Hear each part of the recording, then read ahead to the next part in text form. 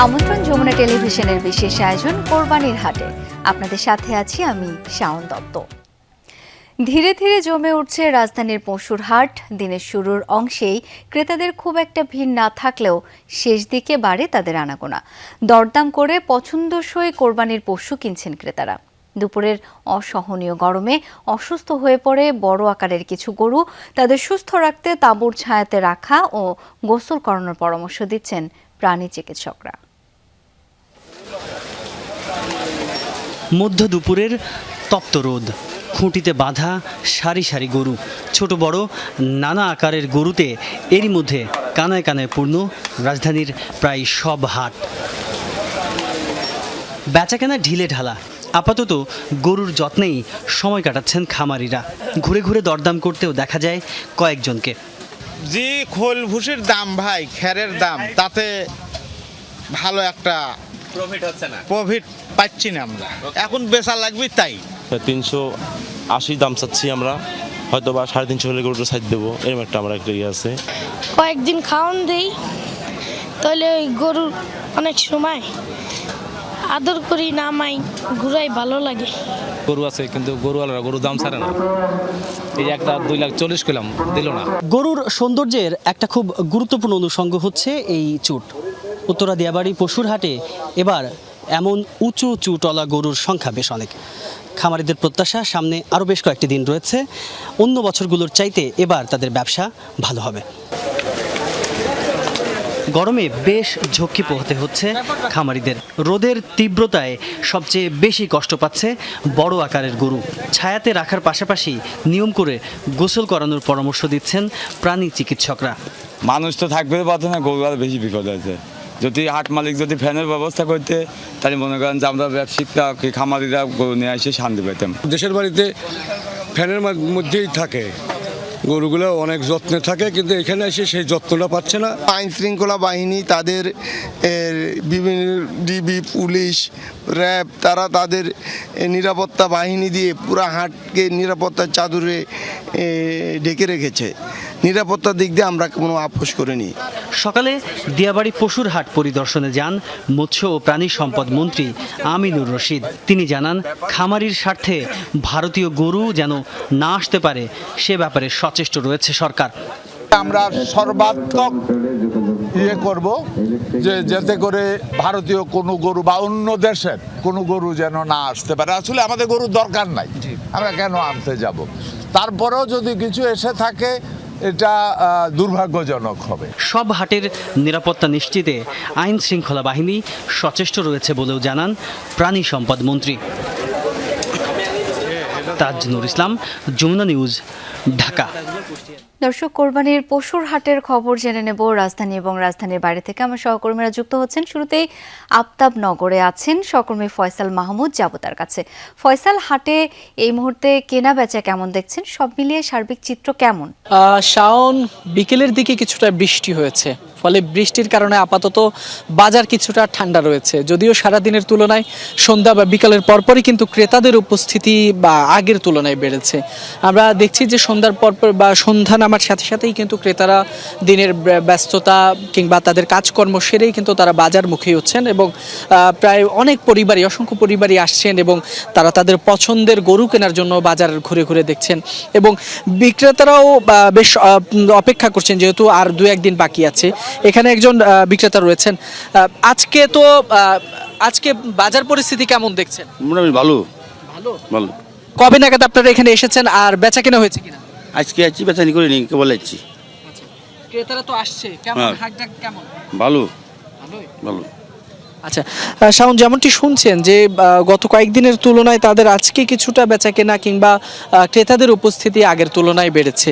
এখানে আমরা দেখছি বেশ বড় বড় বেশ কিছু গরু এবার এই হাটে উঠেছে, যেগুলোর সর্বোচ্চ দাম হাঁকা হচ্ছে 15 লক্ষ এবং আরেকটি গরু যার দাম হাঁকা হচ্ছে প্রায় 14 লক্ষ টাকা।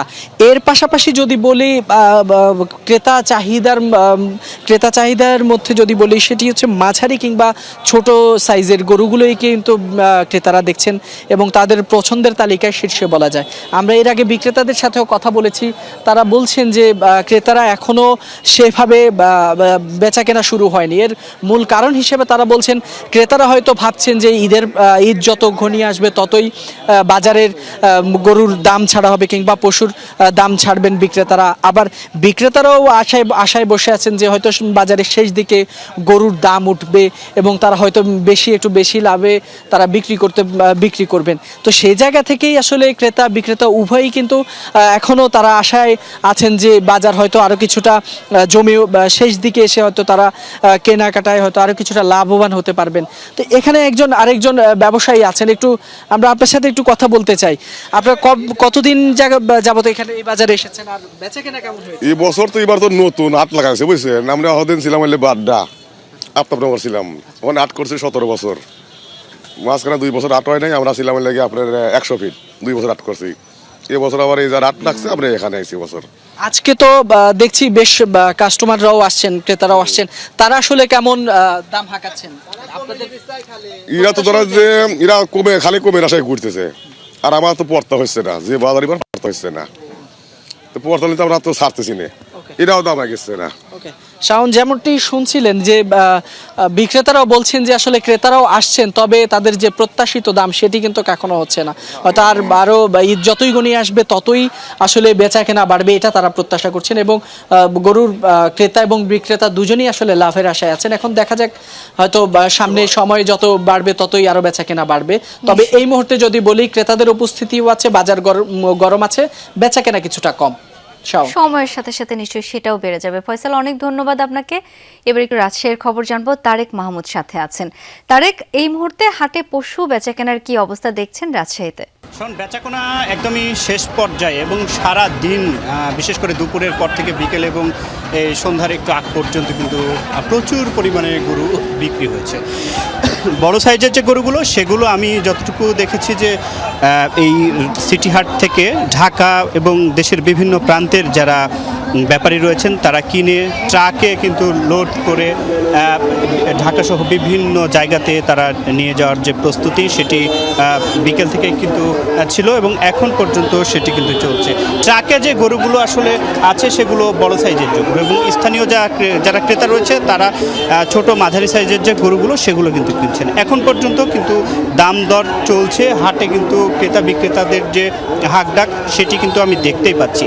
এবং একটু আগেই আমি কয়েকজন ক্রেতা বিক্রেতাদের সাথে কথা বলেছি, শেষ সময়ে কিন্তু যারা বিক্রেতা তারা বলছেন যে গরুর দাম কিছুটা কম, প্রায় 5 থেকে 7,000 টাকা তারা কমে বিক্রি, তারা কিন্তু লস হয়েছে অনেকের, তারা যেমনটি বলছেন। আবার যারা ক্রেতা রয়েছেন তারা যেমনটি বলছেন যে তারা বেশি দামে কিনেছেন। মিশ্র প্রতিক্রিয়া কিন্তু রয়েছে ক্রেতা বিক্রেতাদের মধ্যে। তবে ঢাকা সহ নারায়ণগঞ্জ, চিটাগাংয়ের যারা ব্যাপারী রয়েছেন তারা কিন্তু রাজশাহীর এই সিটি হাট থেকে বড় সাইজের যে গরুগুলো সেগুলো কিনে অনেকটাই কিন্তু খুশি এবং তারা বলছেন যে তারা ঢাকা সহ বিভিন্ন জায়গাতে কিন্তু এই গরুগুলো নিয়ে যাবেন এবং তাদের প্রত্যাশা তারা বেশি দামে বিক্রি করবেন।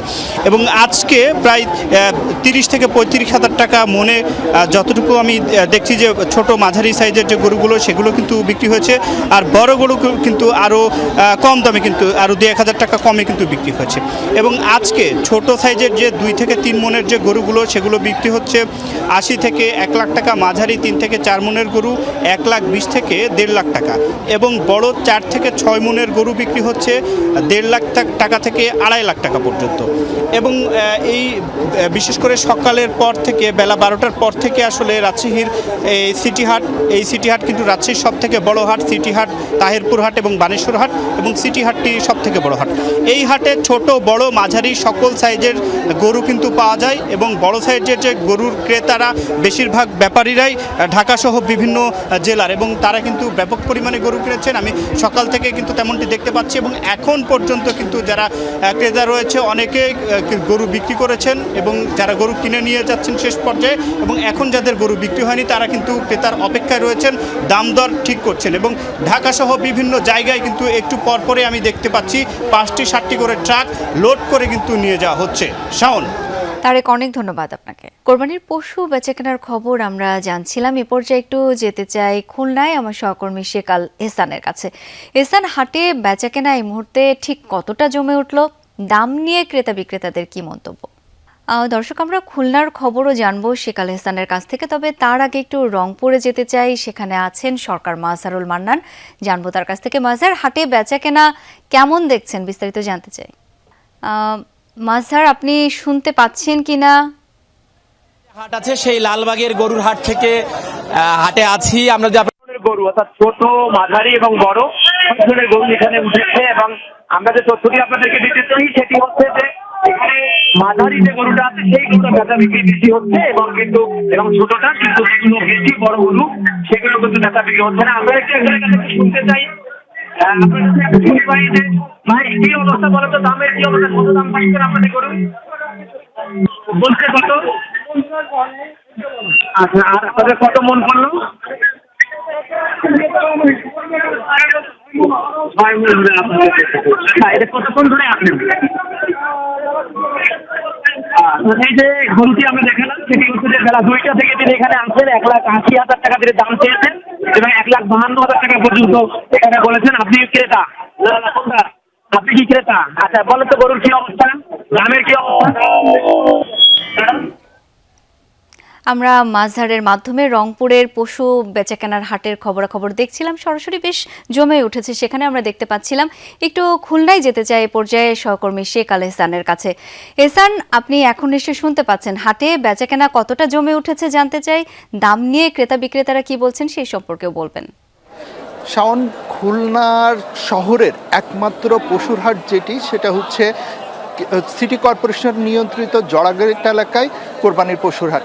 কিন্তু এই পশুর হাটটা এখনও ঠিক জমজমাট হয়ে ওঠেনি। আজকে কেবল পশু আসতে শুরু করেছে, যদিও গত বৃহস্পতিবার হাটটির উদ্বোধন করা হয়। কিন্তু পশুর হাটের আজকে যে গরু বা ছাগল আসছে তাতে দেখা যাচ্ছে যে আস্তে আস্তে জমজমাট হচ্ছে, এবং কর্তৃপক্ষ একটা কথা বলছে যে আগামীকাল বিকাল থেকে মূলত এই হাটটা জমজমাট হবে, ক্রেতা বিক্রেতার সমাগম বাড়বে এবং পশুর সংখ্যা বাড়তে থাকবে। বিশেষ করে এই হাটের যে বৈশিষ্ট্য সেটা হচ্ছে শহর কেন্দ্রিক মানুষ এখান থেকে পশু কেনেন। তো শহরের মানুষের যে সব রাখার জায়গার অসুবিধার কারণে তারা কিন্তু একদিন বা 2 দিন আগে সাধারণত কুরবানি পশুটা কিনে থাকেন। সেই জন্য এখানে ঠিক 2 থেকে 3 দিন আগে গরুর হাট বা পশুর হাটটা জমজমাট হয়ে উঠবে। এখন সাধারণত যেটা দেখা যাচ্ছে যে কিছু গরু আজকে এসেছে, ছাগল এসেছে। আজকে পর্যন্ত, গত বৃহস্পতিবার থেকে আজ পর্যন্ত এই হাটে 4 দিনে 35টি ছাগল এবং মাত্র 7টি গরু বিক্রি হয়েছে। কর্তৃপক্ষ যেটা বলছে, আগামীকাল বিকাল থেকে এই হাটে বিভিন্ন জায়গা থেকে গরু আসতে শুরু করবে এবং জমজমাট হতে শুরু করবে। আরেকটা কথা যেটা বলতে চাই সেটা হচ্ছে, এখনও কিন্তু খুলনার বিভিন্ন উপজেলায় সাপ্তাহিক হাটগুলো চলমান রয়েছে। এই যে গরুগুলো আসছে সেটা সাপ্তাহিক হাটের গরুগুলো এখন বেশি উঠছে বা পশুগুলো উঠছে, সেখানে কেনাবেচা বেশি হচ্ছে।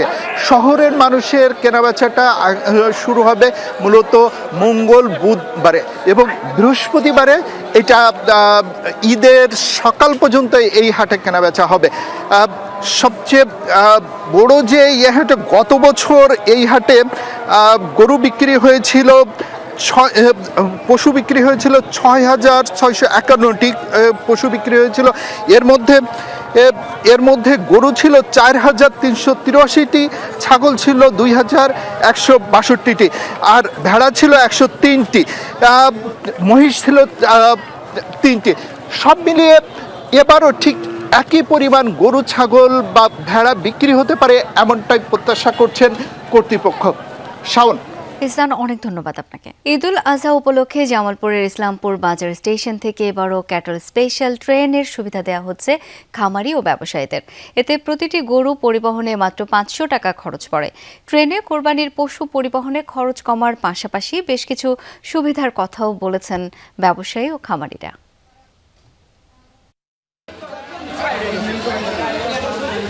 গ্রাম থেকে গাড়িতে করে জামালপুরের ইসলামপুর বাজার রেলওয়ে স্টেশনে ছোট বড় গরু নিয়ে হাজির ব্যাপারী ও খামারিরা।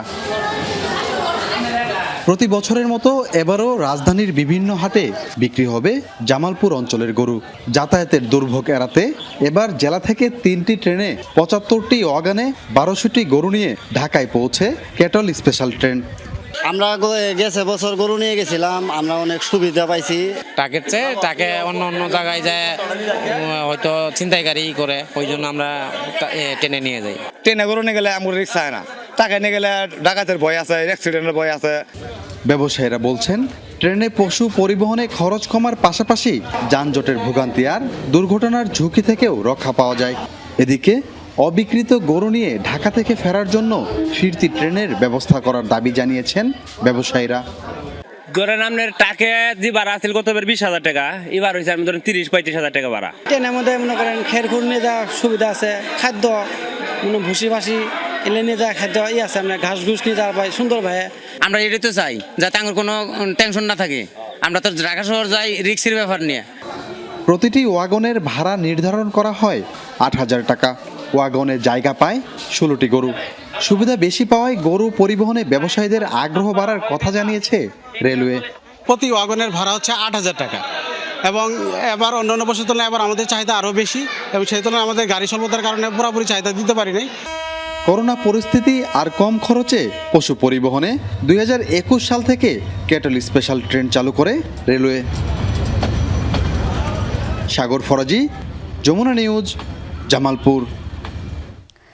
এদিকে কোরবানির হাটগুলোর নিরাপত্তা জোরদার করেছে র্যাব। মহাসড়কেও যাত্রীদের চলাচল নির্বিঘ্ন করতে মাঠে আছে বাহিনীর সদস্যরা।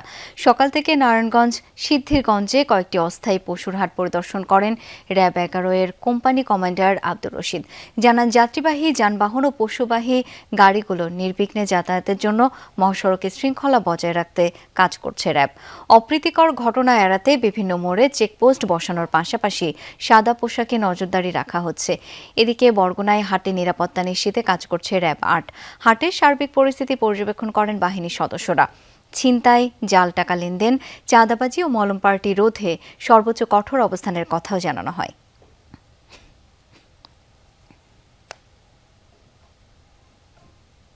আর এই ছিল আজকের কোরবানির হাট।